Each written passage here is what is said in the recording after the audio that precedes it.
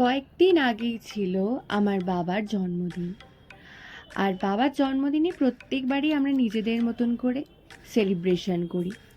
এবারেও তার অন্যথা হয়নি। বাবা চিরকালই চাইনিজ আর প্যান এশিয়ান ফুড লাভার, তাই এবারে আমরা দ্য ওয়ালসে চলে গিয়েছিলাম নিজেদের মতন করে ছোট করে বাবার বার্থডে সেলিব্রেট করতে। প্রত্যেকবারে আমি মা বাবা নিজের মতন করেই একটা ঘরোয়া অনুষ্ঠান করি। আর ওয়ালসে গিয়ে সত্যি কথা বলতে এদের এখানে প্যান এশিয়ান ফুডস আর চাইনিজ, এছাড়া বিভিন্ন ধরনের জাপানিজ সুশি, আরও বিভিন্ন ধরনের জাপানিজ ডিশ, এত এত সম্ভার, মানে এত কালেকশন এখানকার খাবার দাবারের, যে তোমাদের তো খুবই ভালো লাগবে। শুধু কি তাই, এদের অ্যাম্বিয়েন্সটাও কিন্তু দুর্দান্ত। বেশ একটা সোবার কিন্তু একটা সফিস্টিকেসি এলিগেন্সের একটা ছোঁয়া তোমরা পেয়ে যাবে। আমি, বাবা মা আর বাবার এক বন্ধু, মানে আমার এক কাকু, আমরা সেদিনে গিয়েছিলাম।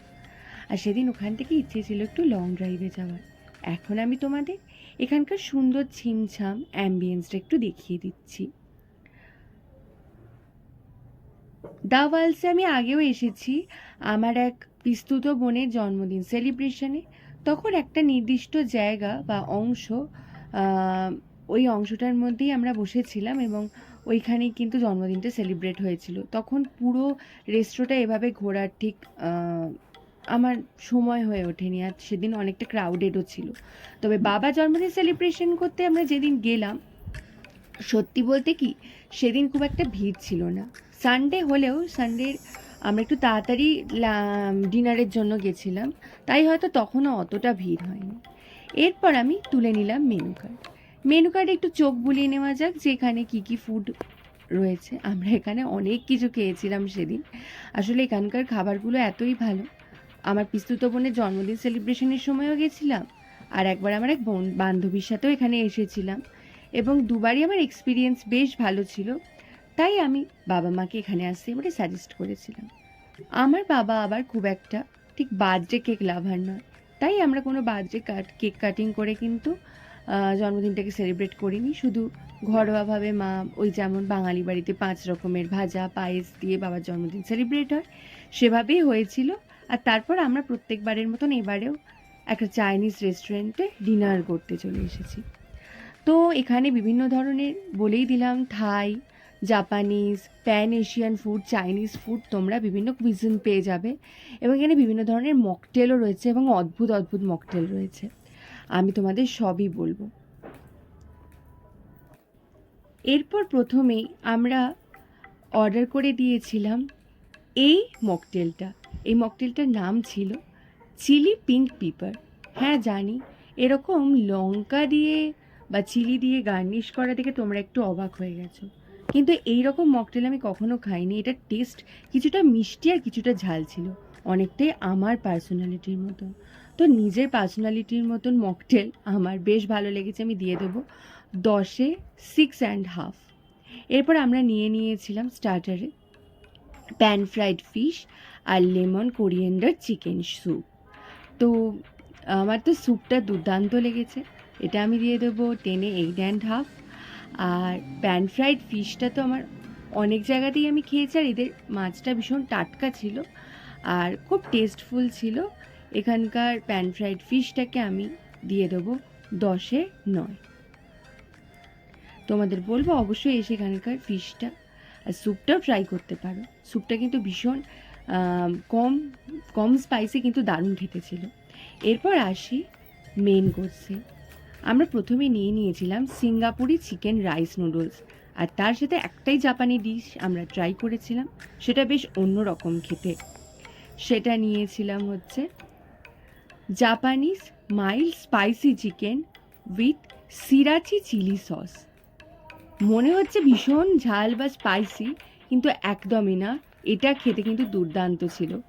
আর সিঙ্গাপুরি রাইস নুডলস, যেটা চিকেন রাইস নুডলস ছিল, ওটা এত ফাইন আর এত ট্রান্সপারেন্ট। তোমরা যারা রাইস নুডলসের ফ্যান অনেকেই জানো যে এখানকার মেফুন এতটাই ভালো খেতে যে মানে এটার সাথে এই জাপানিজ চিকেনটা যেন কোথাও গিয়ে একদম পারফেক্ট কম্বো আমার মনে হচ্ছিল। আর সত্যি বলতে এটা খেয়েই আমার মোটামুটি পেট ভরে গিয়েছিল, এটা দারুণ খেতে ছিল। বেশ অন্যরকম একটা ডিশ ট্রাই করলাম, তাই তোমাদের আমি বলবো এই চিকেনটাকে আমি দিয়ে দিচ্ছি 10-এ 8.5, আর এই রাইস নুডলসটাকে দিলাম 10-এ 8।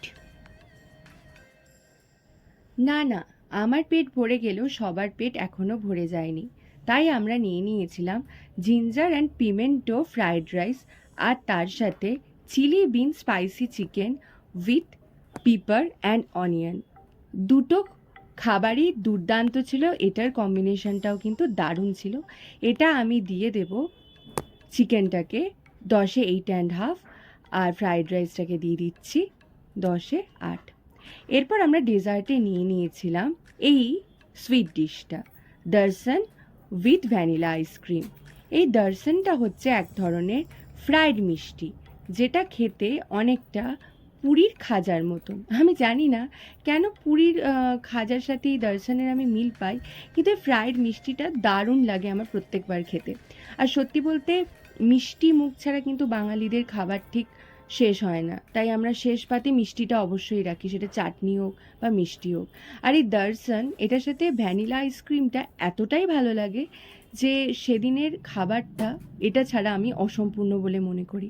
এই দর্শন আর উইথ আইসক্রিম বিভিন্ন রেস্টুরেন্টেই তোমরা পাবে। তো সেদিনে কোয়ালিটি আর কোয়ান্টিটি অনুযায়ী আমাদের পেট একদম তৃপ্তিতে এবং রসনায় ভরপুর। আমি তোমাদের অবশ্যই রেকমেন্ড করব ওয়ালসে গিয়ে নিজেদের বন্ধুদের সাথে বা ফ্যামিলির সাথে সুন্দর একটা টাইম স্পেন্ড করে আসতে, কারণ এখানকার খাবার দাবার কিন্তু খুবই ভালো। সব মিলিয়ে এখানকার অ্যাম্বিয়েন্সকে আমি দেব 10-এ 8, আর খাবার দাবারকে দেব 10-এ 9। তোমরা অবশ্যই এসো, একটু ওভার প্রাইস লাগতে পারে কিন্তু খাবার কোয়ালিটি আর কোয়ান্টিটির দিক থেকে খুব ভালো। এখন আমরা বেরিয়েছি বর্ষার সন্ধ্যেতে একটু ঘুরুঘুরু করতে। আমার লং ড্রাইভে যেতে বরাবরই ভালো লাগে, সেটা তোমরা আমার বিভিন্ন ব্লগেই দেখেছো। সেদিনও যেহেতু তাড়াতাড়ি ডিনার হয়ে গিয়েছিল, আর যেহেতু আমি লং ড্রাইভ ভালোবাসি, তাই সেটা আমার বাবা মা রাখবে না, তাই কি কখনো হয়? সেই জন্য সেদিন আমরা বেরিয়ে পড়েছিলাম। এমনিতেই এবারে প্যাচে একঘেয়ে বৃষ্টির জন্য খুব একটা কোথাও ঘুরতে যেতে পারছি না, নিজের কাজ ছাড়া খুব একটা বেরোনোও হচ্ছে না, গৃহবন্দিই থাকছি। তাই মাঝে মধ্যে একটু ঘুরু না হলে কি মন মেজাজ ভালো থাকে? সেই জন্যই বেরিয়ে পড়লাম পছন্দের গান শুনতে শুনতে একটু লং ড্রাইভে। আর সেদিনের ওয়েদারটাও দারুণ ছিল, ঘন নীল আকাশ, তার সাথে মাঝে মধ্যে বিদ্যুতের ঝলকানি, হালকা হালকা বৃষ্টি, খুব বেশি বৃষ্টি সেদিন হয়নি, আর তার সাথে পছন্দের টিউন শুনতে শুনতে লং ড্রাইভ। মনটা একদম যেন ফ্রেশ করে দিচ্ছিল আমার। দেখো আকাশের রংটা কি সুন্দর না? তোমরাও কি আমার মতন বর্ষায় লং ড্রাইভে যেতে ভালোবাসো? এরকমই চাইনিজ প্যান এশিয়ান ডিশ তোমরাও কি খেতে ভালোবাসো? কমেন্ট সেকশানে অবশ্যই জানাতে পারো। আমার বাবার জন্মদিন ছিল, তাই তোমরা ওনার জন্য প্রার্থনা করো যেন উনি খুব ভালো থাকেন, সুস্থ থাকেন, এবং ওনার দীর্ঘায়ুর প্রার্থনা করো। উইশও করে দিতে পারো আমার বাবাকে কমেন্ট সেকশানে। যাই হোক, আজকের ব্লগ এইটুকু, এবং স্ট্রিট চ্যানেলে নতুন নতুন ব্লগ আসে, ভালো লাগলে গ্রুপে বন্ধুদের সাথে শেয়ার করতে আর এই চ্যানেলটা সাবস্ক্রাইব করতে ভুলো না। খুব তাড়াতাড়ি দেখা হচ্ছে নতুন কোনো ব্লগে। তাহলে আজ আসি, টাটা।